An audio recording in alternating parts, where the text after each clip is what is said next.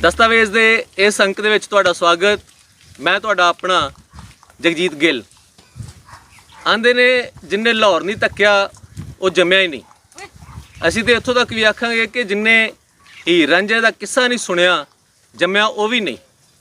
तो सानू तो उहदे पंजाबी होने ते भी शक होएगा जिन्ने अजे तक हीर रांझे के बारे कुछ सुनिया नहीं। पंजाबी साहित्य दे विच 4 हीरां प्रचलित ने। एक दमोदर दास गुलाटी दी, दूजी शाहजहां मुकबल दी, तीजी अहमद गुज्जर दी ते चौथी वारिस शाह दी। वारिस शाह दी हीर ने सब तो ज़्यादा मकबूलियत हासिल की है क्योंकि बहुत सारे गायकों ने उसनूं गाया है। तो जिहड़ी चीज़ गाई जाती है, जिहड़ी शै नूं असीं गाउने हाँ, वो ज़्यादा मकबूल हुंदी है।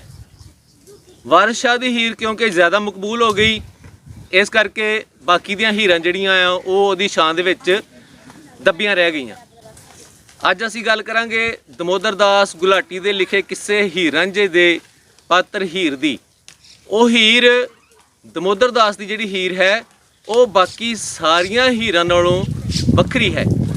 वो किंज वक्खरी है, दमोदर दास दी हीर किंज वक्खरी है बाकी हीरां नालों, ये आपां सुनांगे जिन्हां ने किस्सियां दे उत्ते PhD की है। डॉक्टर गजनफर बुखारी होरां ने। आपां उन्हां दी जुबानी सुनदे हां कि दमोदर दास दी हीर जिहड़ी है वो बाकी हीरां नालों किंज वक्खरी है, किंज वो अपना इमेज जिहड़ा है वो वक्खरी तरह दा स्थापित करदी है। ते डॉक्टर गजनफर बुखारी होरां दे बारे जे आपां गल करिए ते वो पंजाबी दे बहुत अच्छे कहानीकार भी ने, नावलकार भी ने। उन्हां दे हुण तक 4 नावल छप चुके ने ते 4 उन्हां दियां कहानियां दियां किताबां जिहड़ियां ने वो छाया हो चुकियां ने। बहुत अच्छे कहानीकार ने डॉक्टर बुखारी। ते दस्तावेज़ मैगजीन दे विच असीं उन्हां दे चरण इस करके पवा रहे हैं कि बहुते जिहड़े PhD करन वाले बच्चे बच्चियां ने, जिहड़े रिसर्च स्कॉलर ने, इन्हां विषयां नूं लैके ज़्यादातर वो PhD करते हैं अपने सभ्याचार नूं लैके। तो ये जिहड़ा एपीसोड है ये उन्हां बच्चे बच्चियां दा भला करेगा, उन्हां दी खोज दे विच सहाई होएगा। ते आओ सुनदे हां आपां दमोदर दास गुलाटी होरां दी लिखी हीर दे बारे डॉक्टर गजनफर बुखारी होरां दे विचार।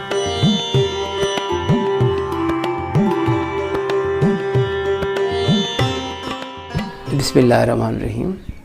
इंसान फितरी पक्कू कहानी दा चौगान है। इंसानी हयाती च अनगिनत कहानियां जन्म लेंदियां ने, पर कुछ कहानियां नस्ल दर नस्ल बंद करदियां होईयां अनगिनत वरियां मगरों भी समाज का हिस्सा बन जांदियां ने। उन्हां विचों एक कहानी हीर रांझा दी भी है। किस्सा हीर रांझा पंजाब का बहुत मशहूर लोक किस्सा है। मैं डॉक्टर गजनफर बुखारी पंजाब पाकिस्तान तो तुसीं देख रहे हो दस्तावेज़ मैगजीन। मैं दस्तावेज़ मैगजीन के एडिटर जनाब जगजीत गिल साहब का धन्नवादी हाँ जिन्हों ने मौका दिता गल करन दा। बहुत मेहरबानी उन्हों की। असीं अज गल करांगे पंजाबी विच लिखे जाने वाले सब तो पहले किस्से दमोदर दास खत्री का किस्सा हीर रांझा बारे। दमोदर दास खत्री जंग का रहने वाला सी, जंग च उहदी हट्टी सी ते सब तो पहले उसने किस्सा लिखिया। दमोदर दास खत्री का किस्सा पढ़दियां इंज नहीं लगता कि दमोदर दास पहला किस्साकार है। एडी सोहनी उन्हें किस्से की काढ़त की है, एडा सोहना वो काड़ू है सोहने किरदारां दा कि इंसानी अकल दंग रह जाती है। दमोदर दास खत्री के मुख यकीनन कोई अजिहा चीज़ है सी जिहड़ी साडे तक नहीं पहुँची, लेकिन उहदे मुख है सी जिन्होंने वेख के उसने सोहना किस्सा रचिया। लेकिन पंजाबी अदब विच कहा जाता है कि दमोदर दास खत्री ही पंजाबी का पहला किस्साकार शायर है। जंग दे रहने वाले दमोदर दास खत्री ने पंजाबी किस्से की नींह रखी। इन्नी दमोदर दास खत्री तो हुंदी होई हथों बनदी ये मियाँ चिराग अवान, ही अहमद गुज्जर, हाफिज़ शाहजहां मुकबल, वारिस शाह ते टुरद्यां टुरद्यां मेरे दादा जी पीर सैयद शरीफ शाह साहब बुखारी तिकर ये रवायत चल रही, अगों भी चलती जा रही है। किरदार किसी भी किस्से का अहम तरीन अंग होंदे ने। हमें जिहड़ा किस्साकार हुंदा है वो अपनी जहानत नाल बड़े सोहने चज नाल ते बड़े सोहने ढंग नाल किस्सियां दे किरदारां नूं कढदा है। किरदार उहदी हर गल बनते हैं। इस तरीके ये किरदार ਜਿਹੜਾ ਸਭ ਤੋਂ ਅਹਿਮ ਕਿਰਦਾਰ ਹੈ, ਉਂਝ ਤਾਂ ਆਪਣੀ ਲੋੜ ਮੁਜਬ ਕਿੱਸਾਕਾਰ ਕਿਰਦਾਰ ਲੈ ਲੈਂਦੇ ਨੇ, ਲੇਕਿਨ ਜਿਹੜਾ ਸਭ ਤੋਂ ਅਹਿਮ ਕਿਰਦਾਰ ਹੈ ਕਿੱਸਾ ਹੀਰ ਰਾਂਝਾ ਦਾ, ਹੀਰ ਅਜਿਹਾ ਕਿਰਦਾਰ ਹੈ ਜਿਹਦੇ ਬਾਰੇ ਸਭ ਤੋਂ ਚੋਖੀ ਗੱਲ ਕੀਤੀ ਗਈ ਹੈ। ਹੀਰ ਰਾਂਝੇ ਦੇ ਬਹੁਤ ਸਾਰੇ ਕਿੱਸੇ ਲਿਖੇ ਗਏ। ਵਾਰਿਸ ਸ਼ਾਹ ਦੀ ਹੀਰ ਬੜੀ ਮਸ਼ਹੂਰ ਹੈ, ਜਗਤ ਪੱਧਰ ਦੀ ਮਸ਼ਹੂਰ ਹੈ। ਜਿੱਥੇ ਵੀ ਨਾਂ ਲਿਖੀਏ ਹੀਰ ਵਾਰਿਸ ਸ਼ਾਹ ਖਵਿੰਦੀ ਹੈ। ਵਾਰਿਸ ਸ਼ਾਹ ਉਹਨਾਂ ਨੇ ਐਸੀ ਹੀਰ ਲਿਖੀ ਕਿ ਉਹਨਾਂ ਨੇ ਹੀਰ ਹੀ ਰਾਂਝੇ ਕੋਲੋਂ ਖੋਹ ਲਈ ਤੇ ਹੀਰ ਵਾਰਿਸ ਸ਼ਾਹ ਦੀ ਹੋ ਗਈ। ਇੱਕ ਮੈਂ ਵੰਗੀ ਦਿੱਤੀ ਹੈ ਕਿ ਮੁਖਤਲਿਫ ਸ਼ਾਇਰਾਂ ਨੇ ਮੁਖਤਲਿਫ ਵੇਲਿਆਂ ਦੇ ਵਿੱਚ ਮੁਖਤਲਿਫ ਢੰਗਾਂ ਨੂੰ ਵਰਤਦਿਆਂ, ਅਸਲੂਬ ਨੂੰ ਵਰਤਦਿਆਂ, ਤਰੀਕੇ ਇਖਤਿਆਰ ਕਰਦਿਆਂ ਕਿੱਸਾ ਲਿਖਿਆ। ਤੇ ਦਮੋਦਰ ਦਾਸ ਦੀ ਜਿਹੜੀ ਹੀਰ ਹੈ ਉਹ ਕਿਸ ਤਰ੍ਹਾਂ ਦੀ ਹੈ, ਅਸੀਂ ਮੁਖਤਸਰ ਜੀ ਉਹਦੇ ਬਾਰੇ ਗੱਲ ਕਰਾਂਗੇ। ਦਮੋਦਰ ਦੇ ਕਿੱਸੇ ਦਾ ਸਭ ਤੋਂ ਅਹਿਮ ਪਾਤਰ ਉਹਦਾ ਕੜਿਆ ਕਿਰਦਾਰ ਹੀਰ ਦਾ ਹੈ। ਉਹਦੀ ਹੀਰ ਕੀ ਹੈ? ਸੋਹਣੀ ਤਾਂ ਹੈ ਪਰ ਅੰਤਾਂ ਦੀ ਬਹਾਦਰ ਵੀ ਹੈ। ਉਹਦੇ ਕੋਲ 3 ਤਾਕਤਾਂ ਨੇ। ਸਿਆਣਪ ਦੀ ਤਾਕਤ ਹੈ, ਸੋਹਣਪੁਣਾ ਇੱਕ ਉਹਨੂੰ ਅਸੀਂ ਉਹਦੀ ਕੋਈ ਬਹੁਤ ਬੜੀ ਖੂਬੀ ਨਹੀਂ ਮੰਨਾਂਗੇ, ਕਿਉਂ ਜੀ ਇੱਕ ਕੁਦਰਤੀ ਗੱਲ ਹੈ ਕਿ ਹੀਰ ਰਾਂਝੇ ਦੀ ਜਦੋਂ ਗੱਲ ਆਉਂਦੀ ਹੈ ਤਾਂ ਖੂਬਸੂਰਤੀ ਆਟੋਮੈਟਿਕਲੀ ਹੀਰ ਦੇ ਵਿੱਚ ਸਾਨੂੰ ਨਜ਼ਰੀ ਆ ਜਾਂਦੀ ਹੈ, ਹਰ ਕਿਸੇ ਦੇ ਵਿੱਚ ਹੀ। ਜਿਵੇਂ ਵਾਰਿਸ ਸ਼ਾਹ ਨੇ ਬੜੀ ਲੰਮੀ ਤਾਰੀਫ ਕੀਤੀ ਹੀਰ ਦੀ ਖੂਬਸੂਰਤੀ ਦੀ, ਲੇਕਿਨ ਦਮੋਦਰ ਨੇ ਜਿਹੜਾ ਢੰਗ ਅਪਣਾਇਆ, ਉਹਨੇ ਜਿਹੜੀ ਸਭ ਤੋਂ ਅਹਿਮ ਚੀਜ਼ ਹਾਈਲਾਈਟ ਕੀਤੀ, ਉਹ 3 ਚੀਜ਼ਾਂ ਕੀਤੀਆਂ ਨੇ ਉਸਨੇ। ਇੱਕ ਸਿਆਣਪ, ਇੱਕ ਬੁਲੰਦ ਹੌਸਲਾ, ਇੱਕ ਕੁਵਤ ਬਾਜ਼ੂ ਹੀਰ ਦਾ। ਉਹ ਨਿੱਕੀ ਮੋਟੀ ਗੱਲ ਤੋਂ ਘਾਬਰਦੀ ਨਹੀਂ।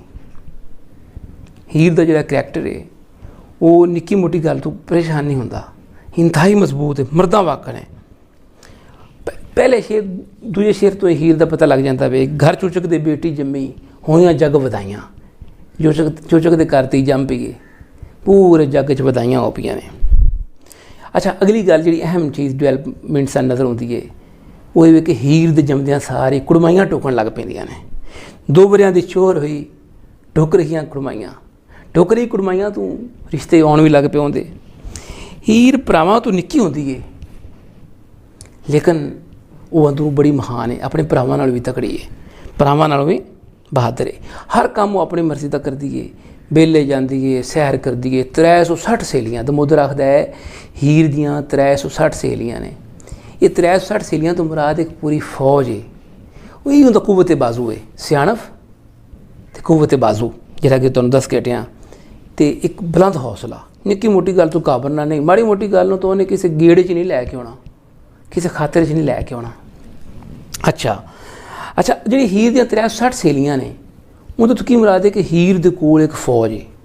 84 ਪਿੰਡਾਂ ਦਾ ਮਾਲਕ ਹੈ ਉਹਦਾ ਪਿਓ ਚੂਚਕ, ਤੇ 360 ਸਹੇਲੀਆਂ ਦੀ ਗੱਲ ਚੇਤ ਨਹੀਂ ਲੱਗਦੀ, ਲੇਕਿਨ ਜਦੋਂ ਵੇਖੀਏ ਵੀ ਬਹੁਤ ਬੜਾ ਜ਼ਿਮੀਂਦਾਰ ਹੈ ਉਸ ਵੇਲੇ ਦੀ ਅਗਰ ਹਿਸਾਬ ਰੱਖੀਏ ਤਾਂ ਰਿਆਸਤ ਦਾ ਉਹ ਪੂਰਾ ਮਤਲਬ ਬਾਦਸ਼ਾਹ ਹੈ, ਚੌਧਰੀ ਹੈ। 360 ਸਹੇਲੀਆਂ ਬਣਨੀਆਂ ਕੋਈ ਔਖੀ ਗੱਲ ਨਹੀਂ ਹੈ। ਅੱਛਾ, ਉਹ ਇੱਕ ਜਗ੍ਹਾ ਤੋਂ ਤਾਰੀਫ ਕਰਕੇ ਕਹਿੰਦਾ ਹੈ ਕਿ ਬੱਗਾਸ਼ੀ ਫਿਰੇ ਵਿੱਚ ਚੱਲਾਂ। ਹੀਰ ਨੂੰ ਬੱਗਾਸ਼ੀ ਆਖਿਆ ਹੈ, ਸ਼ੇਰ ਵੀ ਕਹਿ ਦਿੱਤਾ ਹੈ, ਖੂਬਸੂਰਤੀ ਵੀ ਬਿਆਨ ਕਰ ਦਿੱਤੀ ਬੜੇ ਸੋਹਣੇ ਢੰਗ ਦੇ ਨਾਲ। ਅੱਛਾ, ਹੀਰ ਦੇ ਜਿਹੜਾ ਪਹਿਲਾ ਟਾਕਰਾ ਹੁੰਦਾ ਹੈ ਨਾ, ਨੂਰੇ ਨਾਲ ਹੁੰਦਾ ਹੈ। ਜਦੋਂ ਨੂਰੇ ਨਾਲ ਪਹਿਲਾ ਟਾਕਰਾ ਹੁੰਦਾ ਹੈ ਨਾ, ਤੇ ਹੀਰ ਆਪਣੀਆਂ ਸਹੇਲੀਆਂ ਦੇ ਨਾਲ ਲੱਗ ਕੇ ਤੇ ਨੂਰੇ ਨਾਲ ਚੰਗੀ ਖੁੱਲ੍ਹ ਕੇ ਲੜਾਈ ਕਰਦੀ। ਨੂਰੇ ਨਾਲ ਜਿਹੜੀ ਲੜਾਈ ਹੈ ਨਾ, ਉਹ ਚੀਜ਼ ਦਿਖਾਉਂਦੀ ਹੈ ਕਿ ਇਹਦੇ ਕੋਲ ਇੱਕ ਵਾਕਈ ਇੱਕ ਤਾਕਤ ਹੈ, ਇੱਕ ਸਟਰੈਂਥ ਹੈ। ਲੱਗਦਾ ਇਸ ਤਰ੍ਹਾਂ ਹੈ ਕਿ ਜਿਹੜਾ ਨੂਰਾ ਹੈ ਅਗਰਚੇ ਬੜਾ ਬਹਾਦਰ ਹੈ, ਲੇਕਿਨ ਹੀਰ ਦੇ ਸਾਹਮਣੇ ਬਿਲਕੁਲ ਹੀ ਬਹੁਤ ਉਮਾੜਾ ਤੇ ਹੀਣਾ ਬਣ ਜਾਂਦਾ ਹੈ। ਹੀਰ ਕਸ਼ਤੀ ਖੋਲ੍ਹ ਲੈਂਦੀ ਹੈ ਤੇ ਲੁਬਡਨ ਮਲਾਹ ਨੂੰ ਦੇ ਦਿੰਦੀ ਹੈ। ਲੁਬਡਨ ਮਲਾਹ ਜਿਹੜਾ ਹੈ ਉਹ ਕਸ਼ਤੀ ਰੱਖਦਾ ਹੈ, ਰਾਂਝਾ ਆਉਂਦਾ ਹੈ ਤੇ ਲੁਬਡਨ ਕੋਲੋਂ ਇਜਾਜ਼ਤ ਮੰਗ ਕੇ ਕਸ਼ਤੀ ਵਿੱਚ ਸੌਂ ਜਾਂਦਾ ਹੈ। ਹੁਣ ਬੜਾ ਪਿਆਰਾ ਮੰਜ਼ਰ ਨਗਾਰੀ ਕੀਤੀ ਹੈ, ਬਹੁਤ ਵਧੀਆ ਢੰਗ ਨਾਲ ਦਮੋਦਰ ਦਾਸ ਖਤਰੀ ਨੇ ਦਿਖਾਇਆ ਹੈ ਕਿ ਇਹ ਜਿਹੜਾ ਮੰਜ਼ਰ ਹੈ ਹੀਰ ਤੇ ਰਾਂਝੇ ਦਾ ਮਿਲਣ ਦਾ, ਇੱਕ ਦੂਜੇ ਨੂੰ ਦੇਖਣ ਦਾ, ਇਹ ਮੰਜ਼ਰ ਸਾਨੂੰ ਕਿਸੇ ਹੋਰ ਜਗ੍ਹਾ 'ਤੇ ਨਜ਼ਰ ਨਹੀਂ ਆਉਂਦਾ। ਹੀਰ ਪੀਂਘ ਝੂਟ ਰਹੀ ਹੈ ਬਾਗ ਦੇ ਵਿੱਚ ਆਪਣੀਆਂ ਸਹੇਲੀਆਂ ਦੇ ਨਾਲ, ਤੇ ਕੀ ਹੁੰਦਾ ਹੈ ਜਦੋਂ ਪੀਂਘ ਹਲਾਰੇ ਜਾਂਦੀ ਹੈ ਨਾ, ਉੱਤੋਂ ਉਹਦੀ ਨਿਗਾਹ ਪੈਂਦੀ ਕਸ਼ਤੀ ਵਿੱਚ ਕੋਈ ਇੱਕ ਜਣਾ ਸੁੱਤਾ ਪਿਆ, ਉਹ ਉੱਥੋਂ ਛਾਲ ਮਾਰਦੀ ਹੈ। ਇਹ ਮੰਜ਼ਰ ਸਾਨੂੰ ਵਾਰਿਸ ਸ਼ਾਹ ਕੋਲ ਵੀ ਨਜ਼ਰ ਨਹੀਂ ਆਉਂਦਾ। ਇਹ ਮੰਜ਼ਰ ਸਾਨੂੰ ਮੁਕਬਲ ਹਾਫਿਜ਼ ਸ਼ਾਹ ਜਹਾਨ ਮੁਕਬਲ ਕੋਲ ਵੀ ਨਜ਼ਰ ਹੀ ਨਹੀਂ ਆਉਂਦਾ। ਇਹ ਮੰਜ਼ਰ ਸਾਨੂੰ ਅਹਿਮਦ ਗੁੱਜਰ ਕੋਲ ਵੀ ਨਜ਼ਰ ਹੀ ਨਹੀਂ ਆਉਂਦਾ। ਇਸ ਤਰ੍ਹਾਂ ਦਾ ਮਤਲਬ ਸਾਨੂੰ ਚਿਰਾਗ ਵਾਹਣ ਤੋਂ ਲੈ ਕੇ ਸ਼ਰੀਫ ਸ਼ਾਹ ਬੁਖਾਰੀ ਤੱਕ ਤੁਹਾਨੂੰ ਕਿਸੇ ਕੋਲ ਨਜ਼ਰ ਹੀ ਨਹੀਂ ਆਉਂਦਾ ਜਿਹੜਾ ਦਮੋਦਰ ਦਾਸ ਖੱਤਰੀ ਨੇ ਇਹ ਮੰਜ਼ਰ ਲਿਖਿਆ। ਮੈਂ ਇਹੀ ਚੀਜ਼ ਕਹਿਣਾ ਵਾ ਕਿ ਐਡੀ ਸੋਹਣੀ ਮੰਜ਼ਰ ਨਿਗਾਰੀ, ਐਡੀ ਖੂਬਸੂਰਤ ਕਿਰਦਾਰ ਨਿਗਾਰੀ, ਇਹ ਵੇਖ ਕੇ ਗੱਲ ਚਿੱਤ ਨਹੀਂ ਲੱਗਦੀ ਕਿ ਕਿੱਸਾ ਪਹਿਲਾ ਕਿੱਸਾਕਾਰ ਜਿਹੜਾ ਉਹ ਦਮੋਦਰ ਦਾਸ ਖੱਤਰੀ ਹੈ। ਕਿਉਂਕਿ ਜਿਹੜਾ ਪਹਿਲੀ ਤਖਲੀਕ ਹੁੰਦੀ ਹੈ ਨਾ, ਪਹਿਲੀ ਜਿਹੜੀ ਸਭ ਤੋਂ ਪਹਿਲੇ ਚੀਜ਼ ਬਣਾਈ ਜਾਂਦੀ ਹੈ ਨਾ ਕਿਸੇ ਵੀ ਅਦਬ ਦੇ ਵਿੱਚ, ਜਿਹਦਾ ਮੁੱਢ ਰੱਖਿਆ ਜਾਂਦਾ ਹੈ, ਕੋਈ ਐਡੀ ਮਤਲਬ ਉਹ ਕੰਪੀਟੈਂਟ ਨਹੀਂ ਹੋ ਸਕਦੀ, ਇੰਨੀ ਖੂਬਸੂਰਤ ਨਹੀਂ ਬਣ ਸਕਦੀ, ਇਸ ਤਰ੍ਹਾਂ ਨਹੀਂ ਹੋ ਸਕਦੀ ਕਿ ਮਤਲਬ ਅਸੀਂ ਕਹੀਏ ਕਿ ਇਹ ਇੱਕ ਆਈਡੀਅਲ ਕਿਸੇ। ਲੇਕਿਨ ਦਮੋਦਰ ਦਾਸ ਨੇ ਕਮਾਲ ਕਰ ਛੜੀ ਹੈ। ਇਸ ਤਰ੍ਹਾਂ ਜਦੋਂ ਹੀਰ ਛਾਲ ਮਾਰ ਕੇ ਥੱਲੇ ਆਉਂਦੀ ਹੈ, ਪਹਿਲੇ ਤਾਂ ਲੁੱਡਣ ਦਾ ਉਹ ਹਾਲ ਕਰਦੀ ਜਿਹੜਾ ਨੂਰੇ ਦਾ ਹਾਲ ਕਰਦੀ ਹੈ, ਬੜੀ ਉਹਦੀ ਚੰਗੀ ਚੰਬ ਲਾਂਦੀ ਹੈ। ਇੱਥੋਂ ਅੱਗੋਂ ਫਿਰ ਪਿਆਰ ਦੀ ਕਹਾਣੀ ਸ਼ੁਰੂ ਹੋ ਜਾਂਦੀ ਹੈ ਹੀਰ ਦੇ ਕਿਰਦਾਰ ਦੀ। ਥੋੜ੍ਹੇ ਜਿਹੇ ਲਫ਼ਜ਼ਾਂ 'ਚ ਅਗਰ ਗੱਲ ਕਰੀਏ ਤਾਂ ਹੀਰ ਦਾ ਕਿਰਦਾਰ ਕਹਿਣ ਨੂੰ ਤਾਂ ਇੱਕ ਸੁਹਾਣੀ ਦਾ ਕਿਰਦਾਰ ਹੈ। ਦਮੋਦਰ ਦਾਸ ਦੇ ਹੀਰ ਅੰਦਰ ਕਮਾਲ ਦਾ ਜਣਾ ਲੁਕਾ ਹੋਇਆ ਹੈ, ਅੰਤਾਂ ਦਾ ਬਹਾਦਰ ਜਣਾ ਲੁਕਾ ਹੋਇਆ ਹੈ, ਜਿਹੜਾ ਸਾਨੂੰ ਕੁਵਤ ਬਾਜ਼ੂ ਨਾਲ, ਸਿਆਣਪ ਨਾਲ ਅਤੇ ਬੁਲੰਦ ਹੌਸਲੇ ਨਾਲ ਥਾਂ ਥਾਂ 'ਤੇ ਦਿਸਦਾ ਹੈ। ਰਾਂਝੇ ਨੂੰ ਨਾਲ ਲੈਂਦੀ ਹੈ, ਰਾਂਝੇ ਨਾਲ ਮੁਹੱਬਤ ਹੋ ਜਾਂਦੀ ਹੈ। ਮੁਹੱਬਤ ਦਾ ਜਜ਼ਬਾ ਜਦੋਂ ਦਿਲ 'ਚ ਘਰ ਕਰ ਜਾਂਦਾ ਹੈ, ਦਿਲ ਦੇ ਬੂਹੇ ਨੂੰ ਵੱਜਿਆ ਜਿੰਦਰਾ ਜਦੋਂ ਖੁੱਲ੍ਹ ਜਾਂਦਾ ਹੈ, ਅਤੇ ਰਾਂਝੇ ਨੂੰ ਕਹਿੰਦੀ ਹੈ ਕਿ ਤੂੰ ਮੇਰੇ ਨਾਲ ਚੱਲ, ਅਤੇ ਤੂੰ ਬੜੇ ਸੋਹਣੇ ਢੰਗ ਨਾਲ ਗੱਲ ਕਰਨੀ, ਤੂੰ ਸੋਹਣਾ ਬੋਲਣਾ ਹੈ, ਚੰਗੇ ਤਰੀਕੇ ਨਾਲ ਗੱਲ ਕਰਨੀ ਹੈ, ਅਤੇ ਥੱਲੇ ਵੇਖਣਾ ਹੈ। ਅਤੇ ਬਹੁਤਾ ਮਤਲਬ ਉਹ ਇੱਕ ਸਿਖਾ ਰਹੀ ਹੈ ਉਹਨੂੰ, ਇੱਕ ਉਹਨੂੰ ਡਿਵੈਲਪ ਕਰ ਰਹੀ ਹੈ, ਉਹਨੂੰ ਤਹਿਜ਼ੀਬ ਸਿਖਾ ਰਹੀ ਹੈ ਆਪਣੀ ਸੁਸਾਇਟੀ ਦੀ ਕਿ ਤੂੰ ਮੇਰੇ ਰਿਆਸਤ 'ਚ ਆ ਚੁੱਕਾ ਹੈ, ਤੂੰ ਉਬੜੇ, ਮੇਰਾ ਪਿਓ ਬਾਦਸ਼ਾਹ ਹੈ, ਲਿਹਾਜ਼ਾ ਤੂੰ ਸੋਹਣੇ ਤਰੀਕੇ ਨਾਲ ਗੱਲ ਕਰੇਂਗਾ ਅਤੇ ਮੈਂ ਤੈਨੂੰ ਉਹਦੇ ਕੋਲ ਨੌਕਰ ਰਖਾ ਦਾਂਗੀ। ਇਸ ਤਰ੍ਹਾਂ ਕਹਾਣੀ ਚੱਲਦੀ ਹੈ। ਫਿਰ ਮਤਲਬ ਪਿਆਰ ਪੈ ਜਾਂਦਾ ਵੇ, ਫਿਰ ਇਹ ਚੂਰੀ ਲੈ ਕੇ ਜਾਂਦੀ ਹੈ, ਫਿਰ ਇਹ ਇੱਕ ਵਿੱਚ ਕੈਦੂ ਆ ਜਾਂਦਾ ਹੈ। ਸੁਸਾਇਟੀ ਸਾਡੀ ਕੈਦੂ ਦਾ ਕਿਰਦਾਰ ਬੜਾ ਆਮ ਹੈ ਅੱਜ ਵੀ। ਕੈਦੂ ਉਹਦੇ ਕੋਲ ਕਿਸੇ ਤਰੀਕੇ ਚੋਰੀ ਲੈ ਜਾਂਦਾ ਮੰਗ ਕੇ, ਉਹ ਆ ਕੇ ਬੜਾ ਰਿੰਝ ਹੁੰਦੀ ਰਾਂਝੇ ਨੂੰ ਵੀ ਤੂੰ ਕਿਉਂ ਦੇ ਛੱਡੀ, ਉਹ ਸਾਡੇ ਪਿਆਰ ਦੀ ਨਿਸ਼ਾਨੀ ਸੀ। ਉਹ ਜਾ ਕੇ ਕੈਦੂ ਜਾ ਕੇ ਪਰੇ ਅੱਜ ਤੱਕ ਦੱਸਦਾ ਹੈ ਵੀ ਆ ਵੇਖੋ ਸਿਆਲੋ ਵੀ ਆ ਤੁਹਾਡੀ ਧੀ ਦੇ ਕੰਮ। ਲੇਕਿਨ ਹੀਰ ਪਰੇਸ਼ਾਨ ਨਹੀਂ ਹੁੰਦੀ, ਹੀਰ ਜਾ ਕੇ ਅਤੇ ਕੈਦੂ ਦੀ ਚੁੱਕੀ ਸਾੜ ਕੇ ਸਵਾਹ ਕਰ ਛੱਡਦੀ ਹੈ। ਇਹ ਉਹਦੀ ਕੁਵਤ ਬਾਜ਼ੂ ਦਾ ਇਜ਼ਹਾਰ ਹੈ। ਕਿਸੇ ਵਿੱਚ ਕੁਵਤ ਬਾਜ਼ੂ ਦਾ ਇਜ਼ਹਾਰ ਦੂਸਰੀ ਦਫਾ ਇੱਥੇ ਆ ਰਿਹਾ ਹੈ। ਪਹਿਲੀ ਦਫਾ ਨੂਰੇ ਨਾਲ ਲੜਾਈ, ਕੈਦੂ ਦੀ ਚੁੱਕੀ ਸਾੜਨਾ ਦੂਸਰੀ ਦਫਾ। ਅੱਛਾ, ਅੱਗੇ ਜਦੋਂ ਕਹਾਣੀ ਚੱਲਦੀ ਹੈ, ਜਦੋਂ ਉਹਦੀ ਆਪਣੀ ਮਾਂ ਨੂੰ ਜਿਹੜਾ ਬੜਾ ਠੁਕਵੇਂ ਜਵਾਬ ਦਿੰਦੀ ਹੈ, ਆਪਣੇ ਮੁਹੱਬਤ 'ਤੇ ਅੜੀ ਰਹਿੰਦੀ ਹੈ, ਫਿਰ ਇਸ ਗੱਲ 'ਤੇ ਅਖੀਰੀ ਉਹਦਾ ਰਿਸ਼ਤਾ ਹੋ ਜਾਂਦਾ ਵੇ। ਜਦੋਂ ਉਹਦਾ ਰਿਸ਼ਤਾ ਹੋ ਜਾਂਦਾ ਹੈ ਅਤੇ ਉਹ ਇਸ ਗੱਲ 'ਤੇ ਬਣ ਜਾਂਦੀ ਹੈ ਕਿ ਠੀਕ ਹੈ ਮੈਂ ਸ਼ਾਦੀ ਕਰ ਲੈਂਦੀ ਹਾਂ। ਲੇਕਿਨ ਕੀ ਕੀਤਾ ਜਾਏ, ਉਹਦਾ ਰਿਸ਼ਤਾ ਕਰ ਦਿੱਤਾ ਜਾਂਦਾ ਖੇੜਿਆਂ ਦੇ ਨਾਲ, ਪਰ ਉਹ ਆਪਣੇ ਮਾਂ ਪਿਓ ਨੂੰ ਖੁੱਲ੍ਹ ਕੇ ਦੱਸਦੀ ਹੈ ਵੀ ਮੈਂ ਰਾਂਝੇ ਦੀ ਹਾਂ। ਅੱਗੇ ਬੜੀ ਬਹਾਦਰ ਸੀ, ਅੰਤਾਂ ਦੀ ਮਜ਼ਬੂਤ ਸੀ, ਬੁਲੰਦ ਹੌਸਲੇ ਵਾਲੀ ਸੀ। ਕੁਛ ਰਾਂਝੇ ਦੇ ਪਿਆਰ ਨੇ ਉਹਨੂੰ ਹੋਰ ਬਹਾਦਰ ਕਰਤਾ। ਉਹਨੇ ਕਿਹਾ ਵੀ ਮੈਂ ਰਾਂਝੇ ਦੀ। ਉਹਦਾ ਪਿਓ ਚਾਰਾ ਕਰਦਾ ਹੈ ਕਿ ਇਹਦੀ ਸ਼ਾਦੀ ਕਰੀਏ, ਇਹਦਾ ਵਿਆਹ ਕਰੀਏ। ਉਹ ਅੜੀ ਖਲੋਤੀ ਰਹਿੰਦੀ, ਕਹਿੰਦੀ ਮੈਂ ਤਾਂ ਰਾਂਝੇ ਨਾਲ ਕੋਲਾਂ ਕਰਾਉਣਾ ਅਤੇ ਪੂਰਾ ਲਿਖਣਾ, ਬਸ ਮੈਂ ਉਹਦੇ ਨਾਲ ਰਹੀ ਹਾਂ, ਉਹਦੇ ਨਾਲ ਹੀ ਮੈਂ ਰਹਿਣਾ। ਉਹਨੇ ਆਪਣਾ ਫੈਸਲਾ ਸੁਣਾ ਦਿੱਤਾ। ਉਹਦੇ ਭਰਾ ਉਹਨੂੰ ਫੜਨ ਲੱਗਦੇ ਨੇ, ਆਉਂਦੇ ਨੇ ਮੈਨੂੰ ਅੰਦਰ ਡੱਕ ਦੀਏ, ਕਮਰੇ ਵਿੱਚ ਤਾੜਨ ਦਾ ਮੱਤਾ ਪਕਾਉਂਦੇ ਨੇ। ਖੇੜਿਆਂ ਦੀ ਜੰਜ ਆ ਚੁੱਕੀ ਹੈ। ਉਹ ਕੀ ਆਖਦੀ ਹੈ, ਹੀਰ ਕਹਿੰਦੀ ਹੈ ਕਿ ਵੀਰਾ ਚੂਹੇ ਨਾ ਮਿੰਡੇ ਪਿੰਡੇ, ਮੈਨੂੰ ਹੱਥ ਰੰਜੇਠੇ ਲਾਏ। ਉਹ ਇੱਥੇ ਬੁਲੰਦ ਹੌਸਲੇ ਦਾ ਹਥਿਆਰ ਵਰਤਦੀ ਹੈ, ਉਹ ਬੁਲੰਦ ਹੌਸਲੇ ਦਾ ਵੈਪਨ ਯੂਜ਼ ਕਰਦੀ ਹੈ। ਉਹਦੇ ਵਿੱਚ ਕਿਸੇ ਥਾਂ 'ਤੇ ਉਹ ਲੁਕੀ ਛੁਪੀ ਇੱਕ ਧਮਕੀ ਹੈ ਜਿਹੜੀ ਦੇ ਰਹੀ ਹੈ ਕਿ ਮੈਂ ਮਤਲਬ ਕੁਵਤ ਬਾਜ਼ੂ ਦਾ ਇਜ਼ਹਾਰ ਵੀ ਕਰਨਾ ਜਾਣਦੀ ਹਾਂ। ਪਿੱਛੇ ਉਹਦੇ ਭਰਾ ਵੀ ਚੰਗੀ ਤਰ੍ਹਾਂ ਇਸ ਗੱਲ ਤੋਂ ਜਾਣੂ ਨੇ। ਉਹਨਾਂ ਵੇਖਿਆ ਹੈ ਕਿ ਕਿਸ ਤਰ੍ਹਾਂ ਉਪਰਿਆਂ ਬੰਦਿਆਂ ਨੂੰ, ਜ਼ਿਮੀਂਦਾਰਾਂ ਨੂੰ, ਜਦੋਂ ਉਹਨਾਂ ਨੇ ਉਸ ਦੀ ਲੁੱਡਣ ਨੇ ਉਹਦੀ ਕਸ਼ਤੀ ਵਿੱਚ ਉਹਨਾਂ ਨੂੰ ਸੈਰ ਕਰਾਈ ਅਤੇ ਉਸ ਸ਼ਿਕਾਇਤ ਲੱਗ ਗਈ ਅਤੇ ਉਸ ਨੂਰੇ ਨੇ ਆ ਕੇ ਲੁੱਡਣ ਨੂੰ ਕਿਹਾ ਅਤੇ ਲੁੱਡਣ ਨੂੰ ਫਿਰ ਰੁੰਡਾ ਪਿੱਟਦਾ ਹੀਰ ਕੋਲ ਗੱਲ ਪਹੁੰਚੀ ਅਤੇ ਫਿਰ ਹੀਰ ਨੇ ਕਿਸ ਤਰ੍ਹਾਂ ਲੜਾਈ ਕੀਤੀ। ਉਹ ਜਾ ਵੇਖਿਆ ਉਹਨਾਂ ਨੇ ਨੂਰੇ ਨਾਲ ਜੋ ਹੁੰਦੀ, ਨੂਰੇ ਦੀ ਜਿਵੇਂ ਖੂਮ ਠੱਪੀ। ਹੀਰ ਨੇ ਉਹਦੇ ਭਰਾਵਾਂ ਨੂੰ ਇਸ ਗੱਲ ਦਾ ਚੰਗੀ ਤਰ੍ਹਾਂ ਪਤਾ ਹੈ ਕਿ ਬਹੁਤ ਸਖਤ ਹੈ, ਬਹੁਤ ਡਾਢੇ ਸੁਭਾਅ ਦੀ ਮਾਲਕ ਨੇ ਸਾਡੀ ਭੈਣ ਹੈ। ਲਿਹਾਜ਼ਾ ਜਦੋਂ ਉਹਨਾਂ ਨੇ ਸੁਣਿਆ ਇਹ ਗੱਲ ਕਿ ਮੇਰੇ ਪਿੰਡੇ ਨੂੰ ਹੱਥ ਨਾ ਲਾਇਆ ਜੇ, ਮੈਨੂੰ ਰਾਂਝੇ ਨੇ ਹੱਥ ਲਾਏ ਨੇ, ਅਤੇ ਉਹ ਫਿਰ ਕੀ ਹੋਇਆ, ਉਹ ਫਿਰ ਥੋੜ੍ਹਾ ਜਿਹਾ ਠਿੰਬਰ ਗਏ, ਉਹ ਪਿਛਾਂ ਹੋ ਗਿਆ ਥੋੜ੍ਹਾ ਜਿਹਾ। ਫਿਰ ਕੀ ਕੀਤਾ ਗਿਆ, ਫਿਰ ਤੁਸੀਂ ਦੇਖੋ ਕਿ ਆਖਰ ਉਹ ਇਹ ਕੀਤਾ ਕਿ ਹੀਰ ਨੇ ਜ਼ਿੱਦ ਕੀਤੀ, ਰਾਂਝੇ ਨੂੰ ਵੀ ਨਾਲ ਤੋਰ ਦਿੱਤਾ ਗਿਆ, ਰਾਂਝਾ ਵੀ ਨਾਲ। ਵੈਸੇ ਇੱਕ ਚੀਜ਼ ਦੀ ਸਮਝ ਨਹੀਂ ਆਈ ਕਿ ਦਮੋਦਰ ਦਾਸ ਖੱਤਰੀ ਦੇ ਪੰਜਾਬ ਵਿੱਚ ਰਵਾਇਤ ਹੈ ਸੀ ਕਿ ਆਸ਼ਿਕ ਨੂੰ ਵੀ ਮਸ਼ੂਕਾ ਦੀ ਜੰਜ ਦੇ ਨਾਲ ਘੱਲ ਦਿੱਤਾ ਜਾਵੇ। ਇੱਕ ਬੜਾ ਅਜੀਬ ਜਿਹਾ ਸਵਾਲ ਹੈ। ਦਮੋਦਰ ਦਾਸ ਦੀ ਕਿੱਸਾਕਾਰੀ बड़ी अनमुल्ली सोहनी सुनक्खी तो बड़े सोहने ढंग वाली है। पर जो असीं ਇਹ चीज़ां देखने ਆ कि थोड़ा जिहा हैरान होने आ। फिर एक होर चीज़ है, एक थां दे विच रांझा जिहड़ा है वो सुंडे ते बह के ते हीर दी जिहड़ी जंज होंदी ਉਹਨੂੰ ਵੇਖਣ ਜਾਂਦਾ है। ये बड़ी अजीब गल है। खबरे अज दे पंजाब विच तां इस तरह दा नहीं कोई वाक़या हुंदा हो सकदा, लेकिन की ख्याल है कि दमोदर दे पंजाब विच इस तरह दा होया होएगा।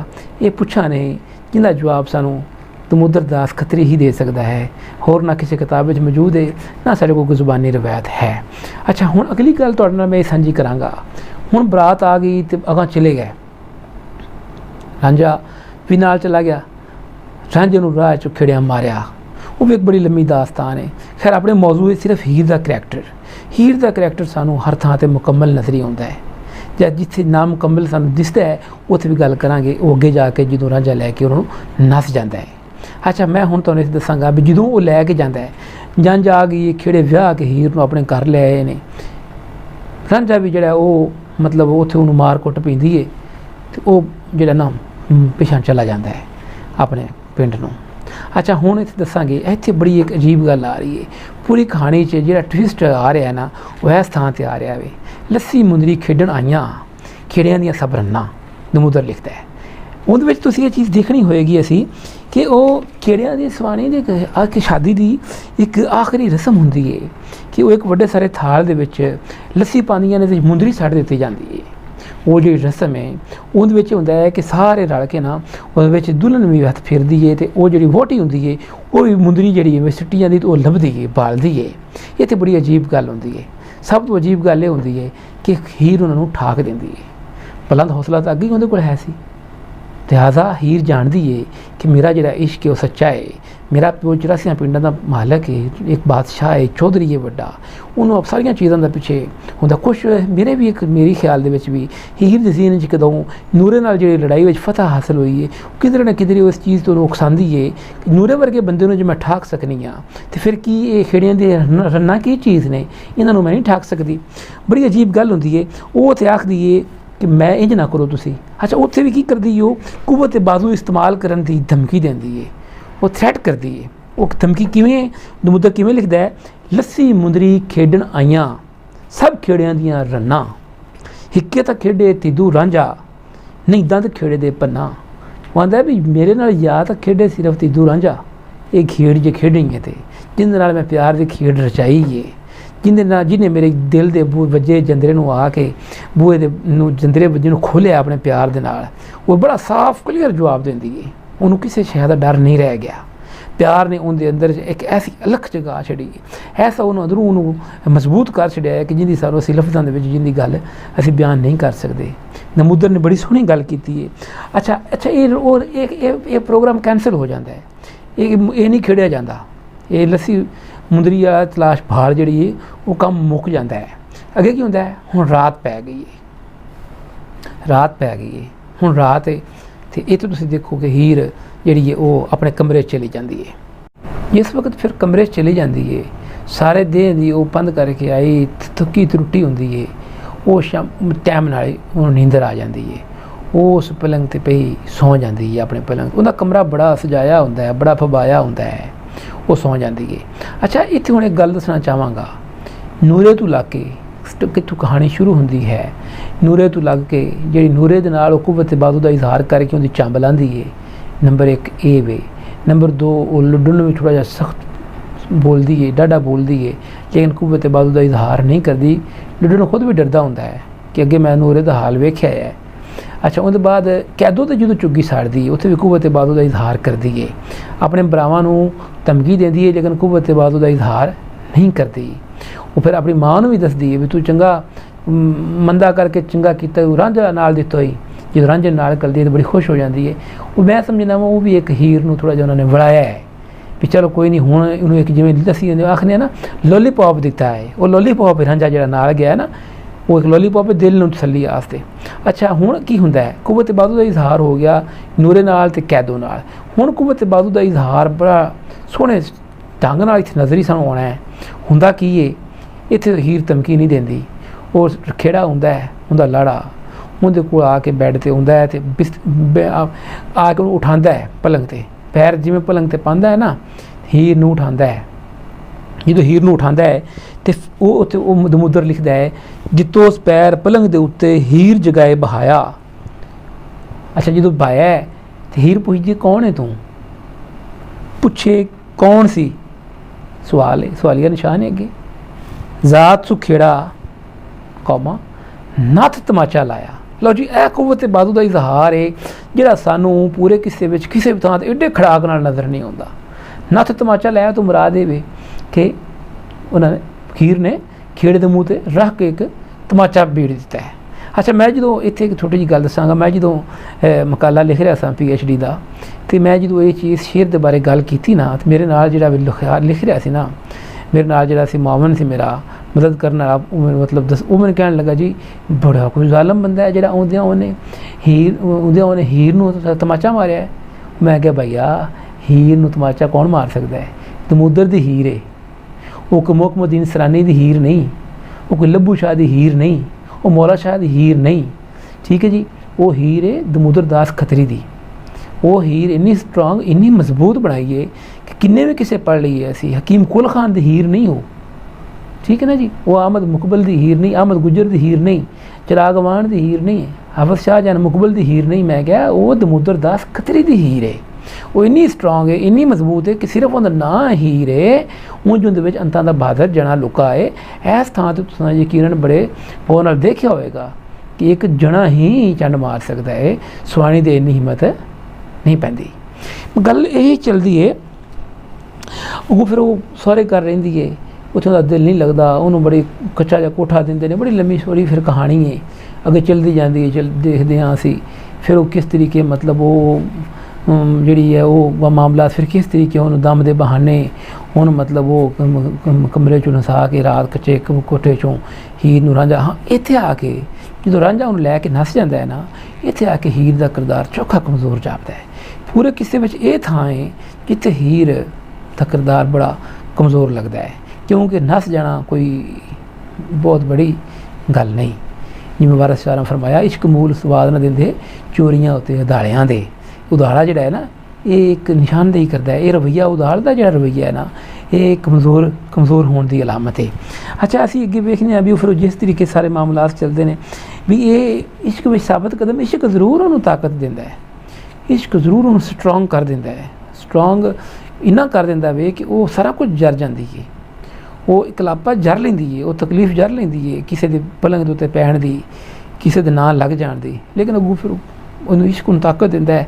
ਅਤੇ ਉਹ ਆਖਰ ਵਿੱਚ ਜਦੋਂ ਕਹਾਣੀ ਖਤਮ ਹੁੰਦੀ ਹੈ ਅਤੇ ਦਮੂਦਰ ਨੇ ਬੜਾ ਅੱਛਾ ਅੰਤ ਕੀਤਾ ਇਹਦਾ, ਵੀ ਨਾਰਿਆਂ ਦੀ ਅਤੇ ਇਹਨਾਂ ਦੇ ਖੇੜਿਆਂ ਦੀ ਲੜਾਈ ਹੁੰਦੀ ਹੈ। ਉਦੋਂ ਜੋ ਜਿਹੜੇ ਸਿਗਤ ਪੇ ਲੱਗਦੇ ਹੁੰਦੇ ਨੇ ਉਹ ਫਿਰ ਫੈਸਲਾ ਕਰਦੇ ਨੇ, ਮੁੜ ਉਹ ਅਰਦਲੀ ਕੋਲ ਉੱਥੇ ਜਾ ਕੇ ਜਨਾਬ ਉਹ ਜਿਹੜਾ ਹੁੰਦਾ ਵੇ ਉਹ ਕਾਜ਼ੀ ਸਾਹਿਬ ਫੈਸਲਾ ਦਿੰਦੇ ਨੇ, ਸ਼ਹਿਰ ਨੂੰ ਅੱਗ ਲੱਗ ਜਾਂਦੀ ਹੈ। ਫਿਰ ਉਹ ਗੱਲ ਹੁੰਦੀ ਹੈ ਕਿ ਸ਼ਹਿਰ ਦੇ ਜਿਹੜਾ ਅੱਗ ਬੁਝਾਏ ਦਾ ਉਹ ਜਿਹੜਾ ਸੱਚਾ ਹੈ ਉਹ ਇਸ਼ਕ। ਫਿਰ ਉੱਥੇ ਵੀ ਇੱਕ ਅਜੀਬ ਗੱਲ ਹੈ ਕਿ ਰਾਂਝਾ ਦੁਆ ਕਰਦਾ ਹੈ ਅਤੇ ਸ਼ਹਿਰ ਦੀ ਜਿਹੜੀ ਹੈ ਉਹ ਅੱਗ ਬੁਝ ਜਾਂਦੀ ਹੈ। ਫਿਰ ਹੀਰ ਜਿਹੜੀ ਹੈ ਉਹ ਰਾਂਝੇ ਨੂੰ ਲੱਭ ਜਾਂਦੀ ਹੈ ਅਤੇ ਉਹ ਲੰਮੀ ਤਰਫ ਸਦਾ ਜਾਂਦੇ ਨੇ। ਗੱਲ ਕਰਨ ਦਾ ਮਕਸਦ ਇਹ ਵੇ ਕਿ ਹੀਰ ਦਾ ਕਿਰਦਾਰ ਬੜਾ ਸਟਰੋਂਗ ਹੈ। ਸਾਨੂੰ ਦਮੂਦਰ ਦਾਸ ਖੱਤਰੀ ਦੇ ਹੀਰ ਦਾ ਕਿਰਦਾਰ ਜਿਹੜਾ ਹੈ ਉਹ ਬਾਕੀ ਬਾਅਦ ਵਾਲੇ ਕਿਸੇ ਵੀ ਸਾਨੂੰ ਸ਼ਾਇਰ ਕੋਲ ਏਡਾ ਮਜ਼ਬੂਤ ਨਜ਼ਰੀ ਨਹੀਂ ਆਉਂਦਾ। ਅਤੇ ਮੈਂ ਇਹ ਸਮਝਣਾ ਵਾ ਕਿ ਇਹਦੇ ਵਿੱਚ ਸ਼ਾਇਦ ਦਮੂਦਰ ਦਾਸ ਖੱਤਰੀ ਦਾ ਕੋਈ ਜ਼ਾਤੀ ਤਜਰਬਾ ਵੀ ਸ਼ਾਮਲ ਹੈ, ਸੁਆਣੀਆਂ ਦੇ ਹਵਾਲੇ ਨੂੰ ਲੈ ਕੇ, ਕਿ ਜਿਹੜਾ ਉਹਦੇ ਲਾਸ਼ਊਰ 'ਚ ਗੱਲ ਬੈਠੀ ਹੈ ਕਿ ਸੁਆਣੀਆਂ ਤਕੜੀਆਂ ਹੁੰਦੀਆਂ ਨੇ, ਲੱਗਦਾ ਹੈ ਵੀ ਖਬਰੇ ਉਸ ਨੇ ਇਸ ਵਜ੍ਹਾ ਤੋਂ ਇਹ ਕੀਤਾ ਹੈ। ਉਮੀਦ ਹੈ ਕਿ ਤੁਹਾਨੂੰ ਇਹ ਪ੍ਰੋਗਰਾਮ ਗੱਲ ਪਸੰਦ ਆਈ ਹੋਵੇਗੀ। ਇਸ ਬਾਰੇ ਮਜ਼ੀਦ ਵੀ ਗੱਲਾਂ ਕਰਾਂਗੇ ਅਸੀਂ। ਮੈਂ ਫਿਰ ਦੁਬਾਰਾ ਦਸਤਾਵੇਜ਼ ਮੈਗਜ਼ੀਨ ਦੇ ਜਗਜੀਤ ਗਿੱਲ ਸਾਹਿਬ ਦਾ ਧੰਨਵਾਦੀ ਹਾਂ ਕਿ ਉਹਨਾਂ ਨੇ ਤੁਹਾਡੇ ਸਾਹਮਣੇ ਰੂਬਰੂ ਹੋਣ ਦਾ ਮੈਨੂੰ ਮੌਕਾ ਦਿੱਤਾ। ਬਹੁਤ ਹਮੇਸ਼ਾ ਸਲਾਮਤ ਰਹੋ। ਬਹੁਤ ਸ਼ੁਕਰੀਆ। ਚੜ੍ਹਦੀ ਕਲਾ 'ਚ ਰਹੋ। ਧੰਨਵਾਦ ਤੁਹਾਡਾ।